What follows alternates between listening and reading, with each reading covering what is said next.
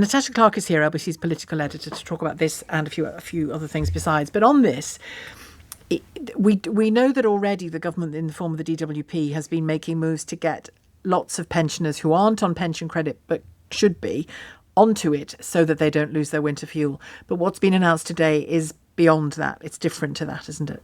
Yes, Sheila, absolutely. This is a partial U-turn from the Prime Minister today on the idea of the winter fuel payments cut. And the government, it's fair to say, have taken the flak for months on this, haven't they? We've heard from callers up and down the country worried about what this will mean for them. And like you say, the government has been trying to get as many people who are eligible onto pension credit and onto these winter fuel payment help that they can get.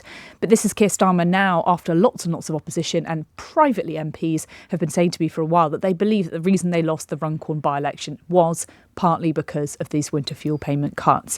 So this was Keir Starmer today in the House of Commons announcing that partial U-turn. Because of those decisions, the economy is beginning to improve. Those growth figures last year, the highest growth in the G7, interest rate cuts, 4 in a row, 3 trade deals. But I recognise that people are still feeling the pressure of the cost of living crisis, including pensioners. And as the economy improves, we want to make sure people feel those improvements in their days as their lives go forward. And that is why we want to ensure that as we go forward, more pensioners are eligible for winter fuel payment. As you would expect, Mr. Speaker, we will only make decisions we can afford. That is why we will look at that as part of a fiscal event. So at the moment, Sheila, you can't get it if you earn more than £11,500 a year as your household. So when he said we're looking at the thresholds, it sounds to me like that's the kind of thing they'll look at, whether to raise that threshold so more people will be eligible. So it's not a complete scrapping of the policy. And he did say that he won't be announcing it in full until a fiscal event. Now, we don't know when that is. That could be the fiscal review that is happening, the spending review that's happening next month in June.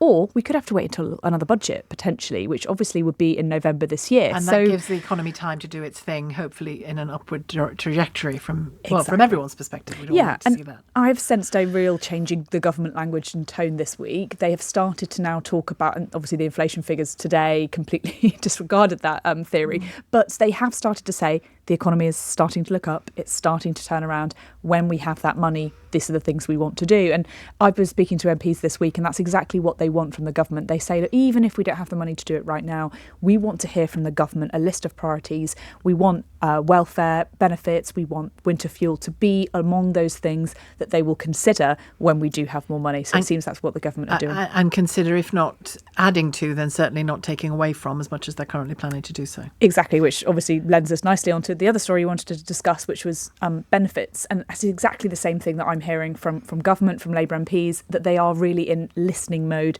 about the proposed £5 billion worth of welfare cuts that Liz Kendall, the Department for Work and Pension Secretary, has been talking about. Now, the reason why they're in listening mode is because so many MPs are privately very, very unhappy with it, knocking on the door saying, we cannot vote for this. And this is going to come to a vote in the House of Commons in probably the next month or so.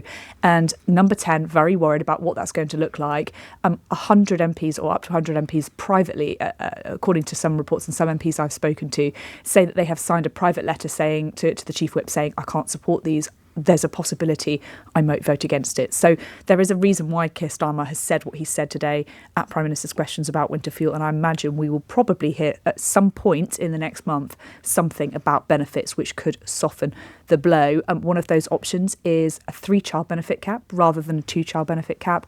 Obviously, that's not going to cover everybody, but it could help soften that a little bit. And we've heard Labour MPs talk about this time and time again. They want to see that 2-child benefit cap completely scrapped. But some of the charities that I've been speaking to today say it's just not going to go far enough. There are so many millions of children who are already in poverty in this country. They want the cap to completely go. And we can hear from them, can we? I think you're going to be hearing from someone from Save the Children a little bit later on in the show, but I can give you a clip of Environment Secretary Steve Reed's reaction when I asked him earlier today whether he would be happy with a 3-child benefit cap. I think this government is looking at what we need to do to tackle child poverty. It increased unacceptably under the previous government. Yes. I don't think there's any one single measure we can take, actually, Nick, that will fix it. It's a whole range of things. Growing the economy and getting more money into the pockets of the lowest paid, as we've done with increasing the national minimum wage, seems to me a very important part of that mix. And I spoke earlier today with Liz Kendall. She was giving a speech earlier on benefits, and she said that the government is listening very carefully to concerns about this benefits policy. I am not just listening, but hearing people's concerns. Myself and the Minister for Social Security and Disability, Stephen Timms, are talking in detail, not just with MPs, but many of the organisations in the room today. And we want to make sure we address all of people's concerns. Whatever the fiscal position that the government faces, I think the system as a whole needs to change. We are an older, sicker nation. We have more people with disabilities and health conditions. I don't think the welfare state in its broadest sense is meeting that challenge. That was Liz Kendall speaking earlier today, trying to make the case for why she believes that the current benefit system is unsustainable, too much money being spent and not going to be there if we're not careful for people who really do need it. On the question of the winter fuel decision that is to come, I mean, clearly something is coming. It always struck me as very politically clumsy, the way it was announced, the fact that it wasn't given time and tapered in some way or consulted on, because I think there was already a broad consensus that lots of people don't need it and accept that they don't need it, and that when times are straightened, you want to make sure that welfare money goes to those who really, really need it. That conversation had been had, I think. And so to just go straight in, both feet and just say, right, that's it, cut, and the threshold really low, just struck me as very clumsy.